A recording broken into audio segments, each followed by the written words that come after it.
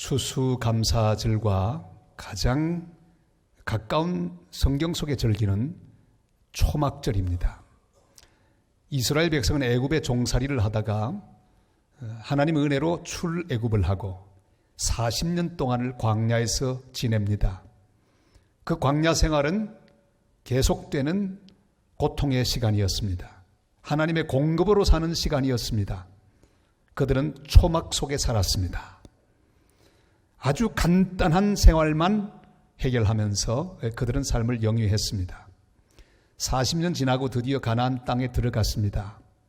하나님은 정착하여 농경 생활 시작한 그들에게 명령하셨습니다. 이제는 꼭 초막절을 지키도록 명령하셨습니다. 이 초막절 축제는 바로 추수감사 축제입니다. 그 방식이 좀 이상합니다. 그들은 광야 속으로 들어가서 거기서 모든 것을 다 버려두고 초막을 짓고 거기 살면서 한 주일 동안 하나님 앞에 특별한 예배를 드립니다. 자기 가진 것 버리고 광야의 초막 속에서 간단한 음식만을 먹으면서 고생하던 지난 광야 40년을 기억합니다. 그리고 하나님께 감사드리는 축제가 초막절입니다. 광야의 초막에서 살면서 그들은 다시 영성이 회복됩니다. 생각해보면 모든 게 다 은혜이거든요. 하나님의 은혜로 생각해보면 모든 것 감사하지 않을 것이 없습니다. 우리의 추수감사들도 광야의 그 초막의 영성으로 다시 새로워지는 추수감사절이 될 수 있기를 바랍니다. 지난 1년 돌아보면 모든 게 다 하나님 은혜입니다.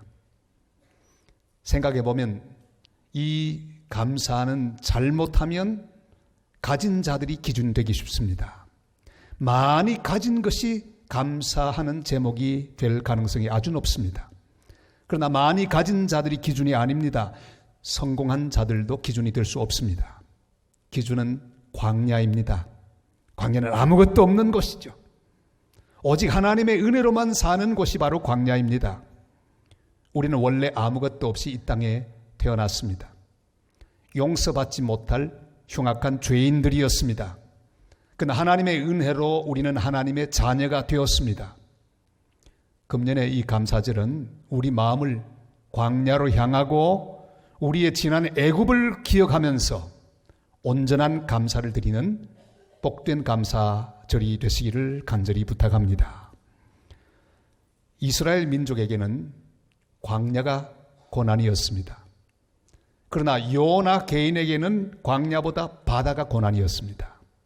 고기 배속이 고난의 현장이었습니다. 그는 불순종하다가 풍랑을 만났습니다. 물에 던져졌습니다. 그의 인생의 놀라운 감사는 바로 그 바다 속에서 시작됩니다. 그의 인생의 첫 번째 감사절 축제가 바로 고기 배속에서 시작되는 셈입니다. 아직도 그는 고기 배속에 있습니다. 그러나 그의 감사는 이렇게 시작됩니다. 고난으로 말미암아, 고난 때문에 그는 귀한 것을 배우게 되었습니다. 그의 감사의 주 재료는 바로 고난이었습니다. 우리 2절 말씀을 같이 읽으실까요? 이르되 내가 받는 고난으로 말미암아 여호와께 불러 아뢰었더니 주께서 내게 대답하셨고 내가 서울의 뱃속에서 부러지졌더니 주께서 내 음성을 들으셨나이다. 아멘.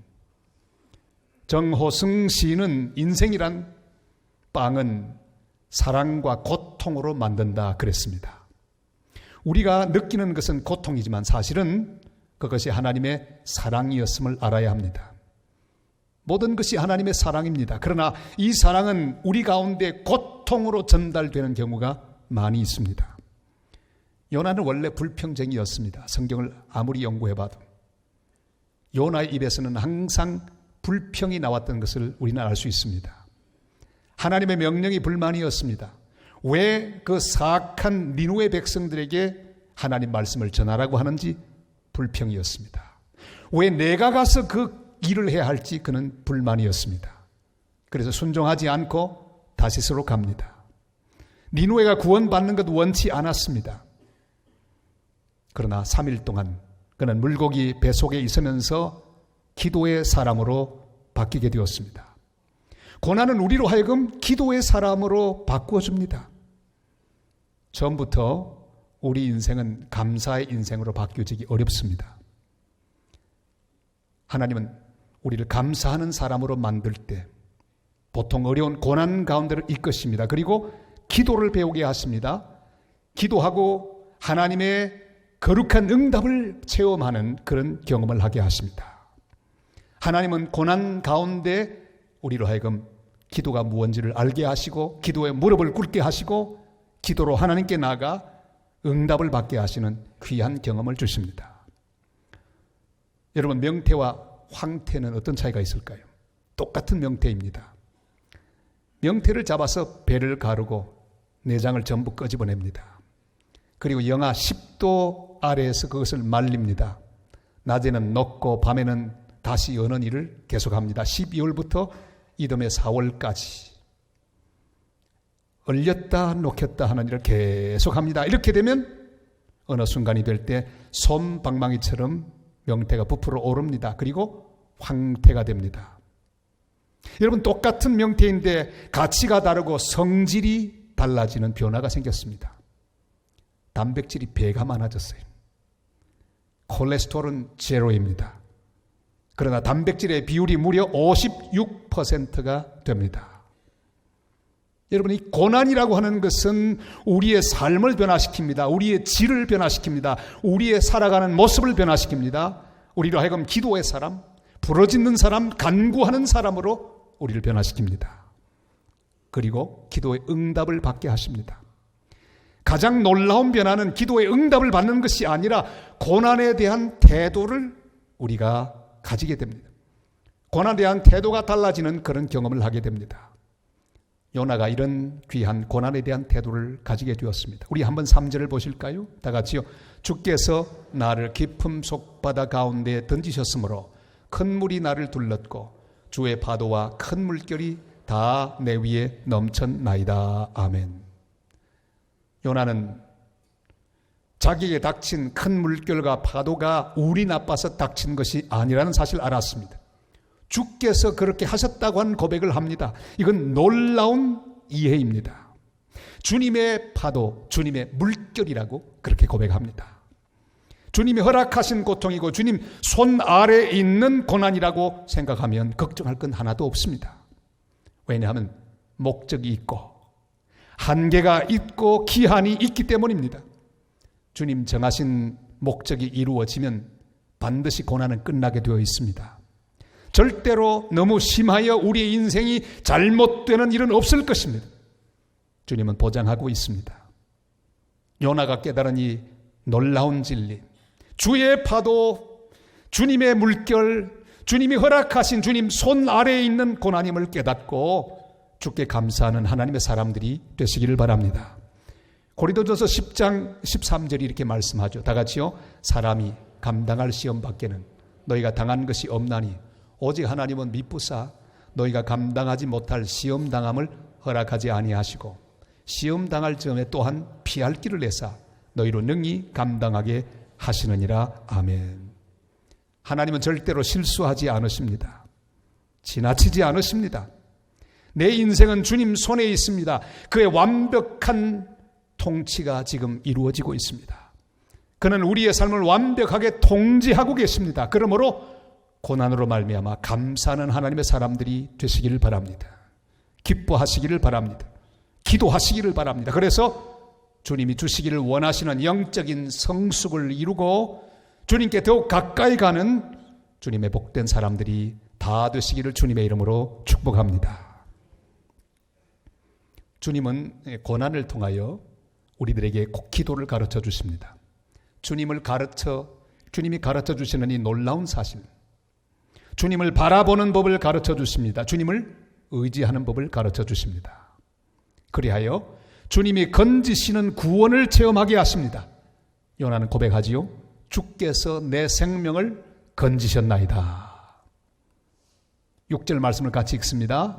내가 산의 뿌리까지 내려갔사오며 땅이 그 빗장으로 나를 오래도록 막았사오나 나의 하나님 여호와여 주께서 내 생명을 구덩이에서 건지셨나이다. 아멘.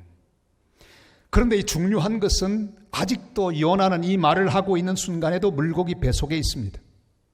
물 아래에 있습니다. 위험하기 그지없는 물고기 뱃속에서 그는 주님을 향해 감사하고 있습니다. 이것은 놀라운 요나의 이해입니다. 고난 가운데 기도하는 사람은 알게 됩니다. 아직 고난 속에 있지만 이미 건져주신 것을 알게 됩니다. 이것이 바로 믿음입니다. 진정한 감사는 아직 변한 게 하나도 없어도 기뻐하며 감사하는 것입니다. 마가복음 11장 24절이 이렇게 말씀하죠. 다 같이요. 그러므로 내가 너희에게 말하노니 무엇이든지 기도하고 구하는 것은 받은 줄로 믿으라. 그리하면 너희에게 그대로 되리라. 아멘. 풍랑치는 바다 아래 물고기 뱃속에 있는 요나, 그는 절망, 그리고 더 깊은 절망을 체험할 수밖에 없습니다. 풍랑치는 바다에 빠진 것이 절망입니다. 그런데 고기가 다시 그를 먹었습니다. 절망 가운데도 절망의 끝자락입니다. 그런데 요나는 이상한 낌새를 알아차렸습니다. 분명히 죽어야 합니다. 그런데 죽지를 않습니다. 자기를 그 풍랑복판에 던지라고 했을 때 죽을 각오를 했습니다. 풍덩 빠지면 죽는데 죽지를 않습니다. 물고기가 그를 먹었습니다. 그 속에서 고기의 소화 액에 의하여 완전히 녹아져야 하는데 아직도 숨이 쉬어집니다. 신기합니다. 몸이 움직여집니다. 아직도 정신이 말짱합니다. 살아있는 것이 은혜의 힘을 깨달았습니다. 기적이라고 하는 사실을 압니다. 그 은혜로 계속 살 것을 확신했습니다. 지금까지 살았으니 하나님 은혜로 미래가 보장되어 있다는 사실을 그는 알고 고백합니다. 주께서 나를 건지셨나이다. 건지신 은혜를 감사하고 앞으로 또한 건져주실 하나님의 은혜를 감사하며 지금 현재에서 이미 건져주심을 믿고 감사하는 복된 감사를 그의 입에서 주님 앞에 드리는 제사로 드리고 있습니다. 존 번연의 철로 역정에 재미있는 장면들이 여러 대목 나오는데 이런 장면이 있습니다. 주인공이 이제 길을 쭉 가다가 한 동굴로 들어가게 되었습니다. 들어가 보았더니 동굴 이쪽 저쪽에 사자들이 으르렁거리고 있습니다. 도무지 지나가다가 잡혀 먹을 것만 같습니다. 그래서 하나님께 기도합니다. 하나님, 나 이리로 안 가면 안 돼요? 돌아가는 길 없습니까? 하나님 말씀합니다. 없다. 이 길뿐이다. 들어가라. 아이고, 사자가 있는데 어떻게 해요? 자세히 보거라. 사자는 지금 다 줄에 메어져 있다. 너를 상치 못할 것이다. 가라. 그 말을 듣고 주인공이 기도하는 마음으로 그 동굴을 잘 벗어나는 대목이 나옵니다. 사랑하는 여러분, 무서운 길을 우리는 갈 때가 있습니다. 어려운 길을 갈 때가 있습니다. 사자들이 우글거리며 입을 벌리고 어르렁거리는 그런 현장을 통과하지 않으면 안 되는 때가 있습니다. 그러나 기억하십시오. 모두 묶여 있습니다. 아무런 해도 미치지 못할 것입니다. 내가 사망의 음침한 골짜기로 다닐지라도 해받음을 두려워하지 아니하리니. 그렇습니다. 사랑하는 성도 여러분, 지금 어떤 곳을 통과하고 있어도 두려워하지 말고 당당히 걸어가는 하나님의 사람들이 되시기를 바랍니다. 지금까지도 건지셨고 앞으로도 건져 주실 것입니다. 지금까지도 보호하신 하나님이 앞으로도 보호하여 주실 것입니다. 모든 것은 주님 손 아래에서 완벽하게 통제되고 있음을 믿고 감사하는 복된 성도들이 되시길 바랍니다. 이사야 43장 1절로 2절이 말씀하죠. 다 같이요. 야곱아, 너를 창조하신 여호와께서 지금 말씀하시느니라. 이스라엘아, 너를 지으신 이가 말씀하시느니라. 너는 두려워하지 말라. 내가 너를 구속하였고 내가 너를 지명하여 불렀나니 너는 내 것이라. 네가 물 가운데로 지날 때에 내가 너와 함께 할 것이라. 강을 건널 때에 물이 너를 침몰하지 못할 것이며 네가 불 가운데로 지날 때에 타지도 아니할 것이요 불꽃이 너를 사르지도 못하리니. 아멘. 지금까지도 건져주시고 앞으로도 건지실 하나님께 감사하는 목소리를 바라며 미리 감사하고 미리 영광을 돌리고 미리 찬송하는 복된 믿음의 성도들 다 되시기를 주님의 이름으로 축복합니다. 요나는 고난을 통해서 기도를 배웠습니다. 주님의 구원을 믿게 되었습니다. 그러나 그것으로 그의 감사하는 목소리는 끝나지 않습니다. 기도하고 기도의 응답을 받는 것, 그것이 끝이 아닙니다. 감사의 온전한 제사는 앞으로 어떻게 사느냐, 앞으로 어떻게 주님 앞에 응답하느냐, 거기 달려 있습니다. 그래서 요나는 고백하지요. 나의 서원을 갚겠나이다. 9절 말씀을 같이 읽습니다. 나는 감사하는 목소리로 주께 제사를 드리며 나의 서원을 주께 갚겠나이다. 구원은 여호와께 속하였나이다 하니라. 아멘. 그가 바로 이 고백을 하는 직전에 뭘 했던 것을 알 수 있습니다. 그것은 바로 틀림없이 하나님 앞에 회개하며 서원하고 있습니다. 주님, 여기서 저를 건져주시면 제가 확실하게 주님이 가라고 하는 그 방향으로 가겠습니다. 니누에로 가겠습니다. 살려주시면 가겠습니다. 그 서원을 주님 앞에 했던 것이 분명합니다. 그리고 이 시간 고백하지 않습니까? 내가 주님 서원을 갚겠나이다. 삶으로 응답하겠나이다. 내가 주님 앞에 드리니 귀한 감사의 고백이 내 삶으로 주님 앞에 열매가 되어 드려지는 제사가 되기를 원합니다. 그렇게 저는 주님 앞에 고백하고 있습니다. 감사하는 목소리로 주님 앞에 제사드리고 서원을 갖겠나이다. 여러분, 바로 이것이 주님께서 요나에게 듣기를 원하는 감사의 제사였습니다. 하나님이 그를 고난의 파도 속으로 던지신 목적이 거기 있습니다. 깨닫고 하나님 앞에 삶의 방향을 바꾸고 순종하는 사람이 되게 하기 위하여 그를 던지셨던 것입니다. 모든 고난을 베푸신 주님은 요나가 다시 니누에로 향하는 순종을 보기 원하셨습니다. 입으로 감사하기는 쉽습니다.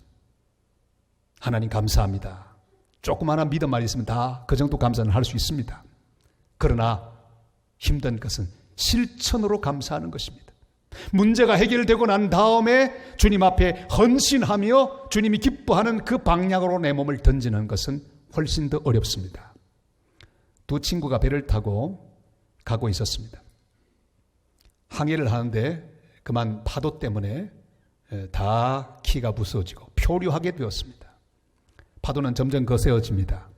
한 친구가 열심히 기도합니다.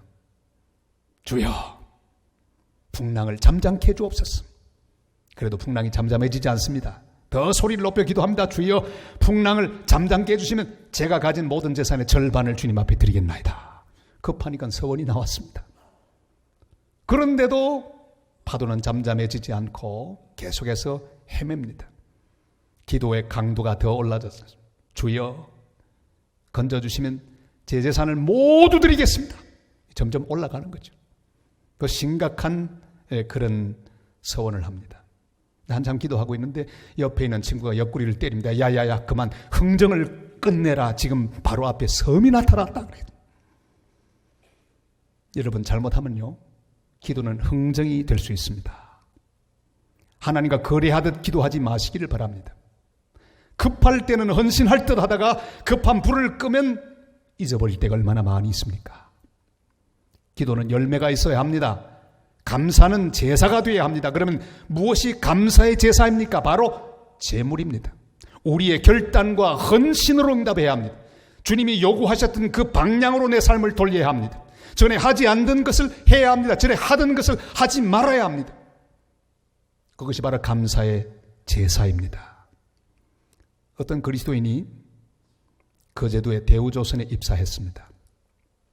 입사해서 열심히 근무하는데 그만 몇 개월 만에 24m 높은 곳에서 그만 떨어지고 말았습니다. 창사 이후에 가장 큰 사고가 났습니다. 이빨이 6개 부러지고요, 얼굴이 찢어지고 12바늘을 꿰매지 않으면 안 됐습니다. 어깨뼈도 다 부러졌습니다. 그는 홍수 상태에 빠졌습니다. 사경을 헤매면서 주님 앞에 기도합니다. 한참 기도하고 있는데 주님이 말씀합니다. 나는 너에게 생명을 주었는데 너는 이웃을 위해 무엇을 하겠느냐. 그는 부지불식간에 주님 앞에 이렇게 응답합니다. 주님, 살려만 주시면 내가 주님을 위해, 이웃을 위해 살겠습니다. 기적이 일어났습니다. 의식이 돌아왔습니다. 그리고 기적적으로 회복이 되었습니다. 회사에서는 그에게 좋은 사무직을 제공했습니다. 그러나 그는 권유를 뿌리치고 그에게 보상금을 받습니다. 그리고 사퇴합니다. 그리고 그가 기도한 대로 세운 재단, 어려운 자를 위해 세운 재단, 미랄 심장 재단을 설립합니다. 그의 가진 모든 것을 그 재단에 다 투입합니다. 국가의 지원을 받지 않고 독지가들의 후원과 헌금만으로 수많은 사람들을 주님 앞으로 인도하고 그들의 심장을 치료하고 어린아이들에게 생명을 주는 일을 지금도 계속하고 있습니다. 바로 이게 열매입니다. 서원의 열매입니다. 하나님 내 인생에 개입하셔서 고난을 통하여 기도를 배우게 하시고 또한 응답의 체험을 하게 하시며 이렇게 은혜 베푸신 주님 앞에 우리는 결단하고 헌신하며 주님이 원하는 삶으로 내 방향을 바꾸는 것으로 응답해야만 합니다. 우리는 지난 1년을 돌아보면서 주님이 허락하신 놀라운 은혜를 기억하고 감사해야 합니다. 모든 것이 은혜입니다. 돌아보면 은혜 아닌 것 하나도 없습니다. 좋은 일도 은혜입니다. 이루어진 것도 은혜입니다. 그러나 우리가 겪은 모든 종류의 고난도 감사해야 합니다. 끝난 고난도 감사해야 되겠지만 지금도 계속되고 있는 고난, 요나처럼 감사하시길 바랍니다. 왜요? 앞으로 이루어 주실 것이기 때문입니다. 믿음의 눈으로 보면 이미 하나님은 이 귀한 약속 가운데 이루어 주셨기 때문입니다. 고난을 통해 믿음이 자라고 기도를 배웠음을 감사하게 되시기를 바랍니다. 아직도 응답이 없지만 이미 응답하시고 건져주신 것을 믿고 감사하는 감사절이 되시기를 바랍니다. 주실 것을 믿고 미리 감사하게 되시기를 바랍니다. 이것이 바로 감사의 제사입니다. 우리 삶 가운데 아직도 편재해 있는 수많은 이루어야 할 일들, 해결해야 될 문제들, 그러나 이것을 하나님 앞에 미리 감사하고 영광 돌릴 수 있기를 바랍니다. 주님이 그것을 통해 나에게 요구하시는 삶이 무엇인지 그것을 결단하고 주님 앞에 헌신하며 또한 주님 앞에 새롭게 다짐하는 복된 감사절이 되시기를 바랍니다. 용서하며 복음을 전하며 구제하며 선교하기로 결단하면서 감사할 수 있기를 바랍니다. 주님 주시면 드리겠나이다. 주님이 허락하시는 모든 것 다 주님 앞에 다시 돌려드리겠나이다. 건강을 주시면 내가 이 건강을 주를 위하여 사용하겠나이다. 물질을 주시면 이 물질 주님을 위하여 이웃을 위하여 사용하겠나이다. 이렇게 하나님 앞에 헌신하고 결단하며 미리 감사하는 복된 감사 주일이 되시기를 바랍니다. 시편 116편 12절로 14절이 이렇게 고백하죠. 우리의 고백이 되시기를 바랍니다. 내게 주신 모든 은혜를 내가 여호와께 무엇으로 보답할까? 내가 구원의 잔을 들고 여호와의 이름을 부르며 여호와의 모든 백성 앞에서 나는 나의 서원을 여호와께 갚으리로다. 아멘. 사랑하는 성도 여러분, 고난 가운데 계십니까? 주님이 기뻐하시는 결단으로 응답하며 감사하시기를 바랍니다. 그저 고난이 지나가게 해달라고 하지 마시고 요나처럼 주님 내가 서원을 갚겠나이다. 주님의 방향대로 살겠나이다. 주님 내가 주님의 기쁨이 되겠나이다. 그렇게 응답으로 제사를 드릴 수 있기를 바랍니다. 주님이 나를 사용하실 내일을 확신하며 감사의 제사를 드릴 수 있기를 바랍니다. 고난 가운데 기도를 배우고 감사를 배우고 삶의 목표를 새롭게 하여 서원을 갚는 복된 감사의 제사를 평생 드리는 감사의 백성들이 다 되시기를 주님의 이름으로 축복합니다.